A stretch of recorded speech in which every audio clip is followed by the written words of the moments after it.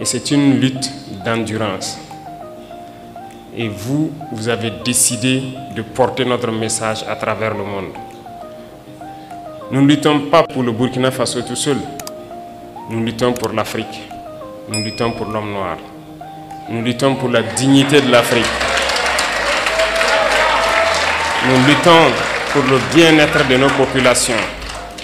Et qui lutte pour la dignité et le bien-être de sa population a aussi quelque chose en cœur. Nous sommes de tout cœur avec tous les peuples qui luttent pour la justice, pour l'égalité, pour le bien-être. Et nous sommes amis à tous les peuples qui nous respectent et qui respectent notre souveraineté et notre dignité. Et merci à vous d'accompagner donc ce combat que nous menons. Il est très difficile de mener ce type de combat. Et je sais que vous le savez mieux que moi. Voir l'Afrique se réveiller, c'est un cauchemar pour certains. Mais pourtant, l'Afrique est en train de se réveiller. Et l'Afrique va se réveiller.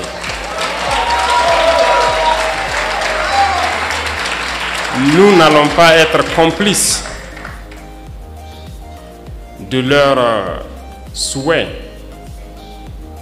Celui de voir l'Afrique être la réalité de ce qu'eux, ils ont pensé et dit de l'Afrique, notamment une terre d'esclaves, une terre maudite.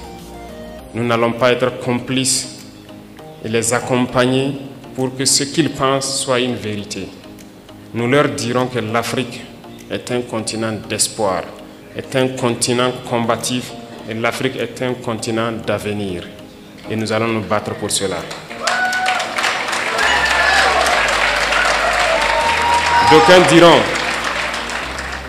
D'aucuns diront que c'est impossible pour l'Afrique de rattraper le retard, de se réveiller.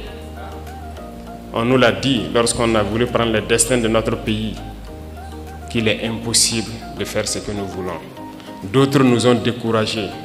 Ils ont toujours pris des exemples des héros africains qu'ils ont tués pour nous dire que ces héros ont essayé mais ils n'ont pas pu. Pour nous faire comprendre que c'est une peine perdue notre lutte. Mais nous avons dit que impossible n'est pas africain. Si impossible était africain, nos grands-parents, nos ancêtres ont beaucoup souffert. Il n'y a pas ce peuple au monde qui a souffert comme les Africains. Aucun peuple ne peut prétendre pouvoir survivre après toutes les épreuves que les Noirs ont subies.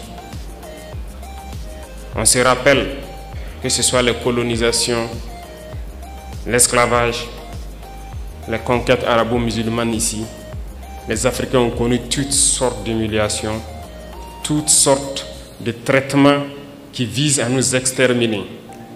Ils ont voulu faire disparaître le gène du noir parce que c'était les jeunes braves qu'ils ont toujours pris, tués et déportés.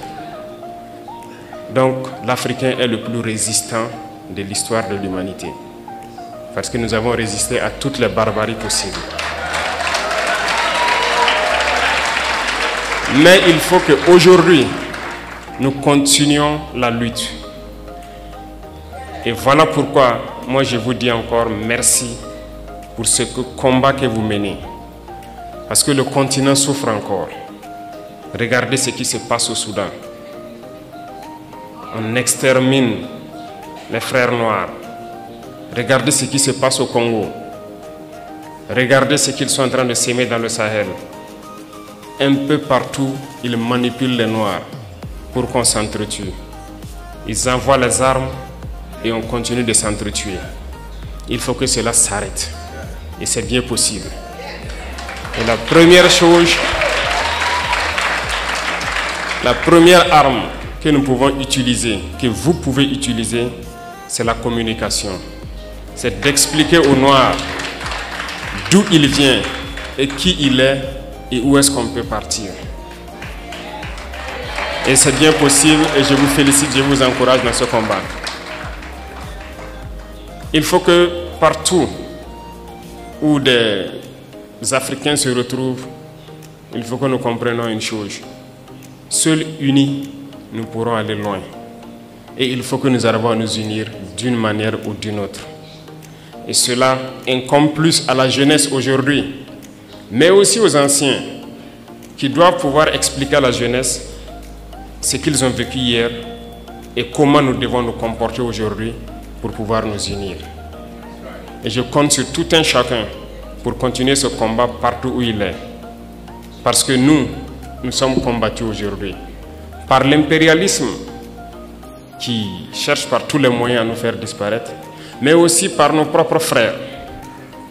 Certains qui sont les valets de l'impérialisme, mais d'autres aussi pour leur simple intérêt.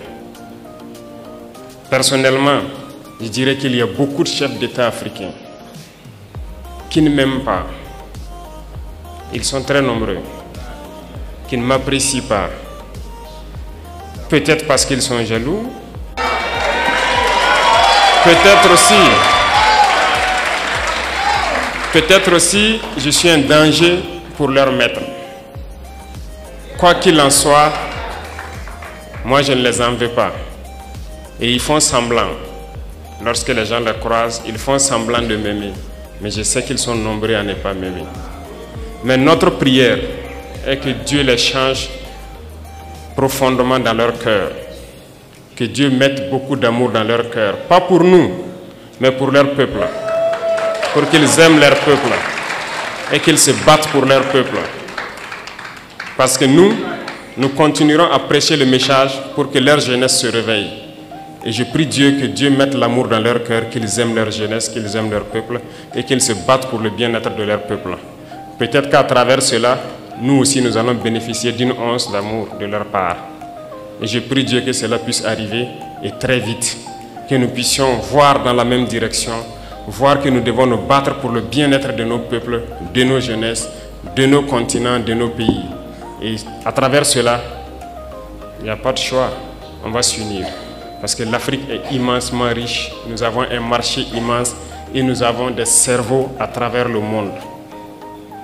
Et nous allons faire venir tous nos cerveaux pour travailler avec nous. Et l'Afrique a besoin de tous ses fils, de toutes ses filles pour pouvoir se développer. Et vous portez ce message, vous portez ce combat. Et nous devons tout faire pour que ce combat aboutisse et au plus vite. Ça, c'est très important. Parce que vous devez voir ce combat aboutir dans très peu de temps. Et c'est bien possible. Donc, je vous encourage, je vous félicite.